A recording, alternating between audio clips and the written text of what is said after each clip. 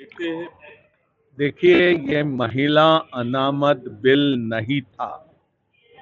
इसी बात को लेकर भारतीय जनता पार्टी लोगों के बीच भ्रम पैदा करने की कोशिश कर रही है।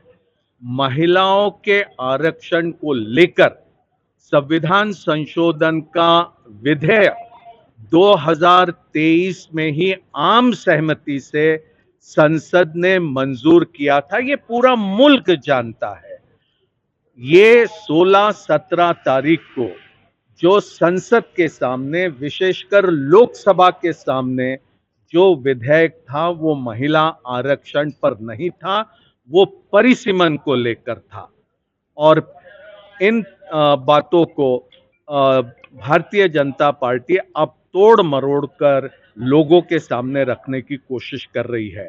भारतीय जनता पार्टी महिलाओं को सशक्त करने में विश्वास नहीं रखती। 100 साल आज राष्ट्रीय स्वयंसेवक को पूरे होते हैं। 100 सालों में राष्ट्रीय स्वयं सेवक संघ में एक भी सर संघ चालक महिला नहीं बनी। इस पर हम क्या समझे? भारतीय जनता पार्टी अनेक दशकों से हिंदुस्तान की राजनीति में है। एक भी भारतीय जनता पार्टी के राष्ट्रीय अध्यक्ष पद पर महिला बैठी हुई हमने नहीं देखी। महिलाओं के तरफ उनका दृष्टिकोण किस तरह से है, ये साफ नजर आता है। पूरा मुल्क जानता है। उन्नाव की घटनाएं होती है, हाथरस की घटनाएं होती है, मणिपुर की घटनाएं होती है, महिला पहलवानों को आंदोलन करना पड़ता है। ये तमाम महिलाओं के उत्पीड़न की, महिलाओं पर अत्याचार की घटनाएं पूरे मुल्क में देखी गई है, लेकिन वहां न्याय महिलाओं को नहीं दिया जाता।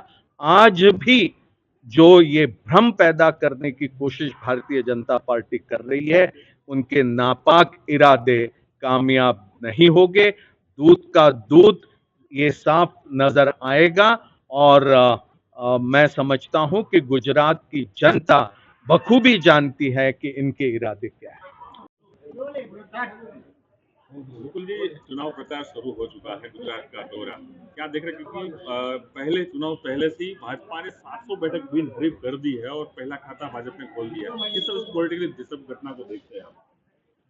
देखिए, एक तरह से जैसी डकैती डालने का प्रयास होता है, उसी तरह से गुजरात में चल रहे स्थानीय निकाय के चुनाव में भारतीय जनता पार्टी डकैती डालने के तरीके अपना रही है। अगर कहीं पर उनके नुमाइंदे चुनाव में अगर निर्विरोध कामयाब हुए हैं, तो वो कोई वहां पर विरोध नहीं है इसलिए निर्विरोध जीते हैं, ऐसा कहना पूरी तरह से गलत होगा। जहां जहां पर भारतीय जनता पार्टी के नुमाइंदे निर्विरोध चुनाव जीते हैं, वहां तो उन्होंने दबाव का तंत्र अपनाकर हर तरीके से विरोध में खड़े रहने वाले प्रत्याशियों को डराकर, धमकाकर, हर वो अनैतिक तरीका अपनाकर उनके पर्चे वापस लेने की कोशिश उन्होंने करी। और ये उसी का नतीजा है कि इस तरह की स्थिति यहां पर बनी है। ये लोकतंत्र की मर्यादाओं में नहीं बैठता है। इसकी हम कड़े से कड़े शब्दों में निंदा करते हैं।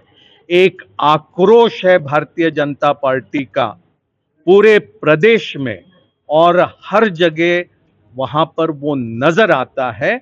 लेकिन इसमें से कोई रास्ता निकले, ये समझकर भारतीय जनता पार्टी इन तंत्रों का उपयोग चुनाव में कर रही है। लेकिन मैं ये मानता हूं कि जब चुनाव के नतीजे आएंगे, तो वो चौंकाने वाले नतीजे रहेंगे। लोकतंत्र की जीत होगी। ये आक्रोश की आप बात करते हैं, लेकिन 22-21 में भी देखा गया कि कहीं ना कहीं महानगर पालिका में कांग्रेस का अच्छा नहीं रखा प्रदर्शन रहा, जिला तालुका पंचायत में प्रदर्शन अच्छा नहीं रहा। इस बार क्या देख रहे हैं, महानगर पालिका अच्छा रहेगा या तालुका पंचायत में अपना कांग्रेस का अच्छा वक्त रहेगा? चौतरफा हमारा प्रचार चल रहा है। हम अपनी बातों को लेकर लोगों के पास पहुंच रहे हैं।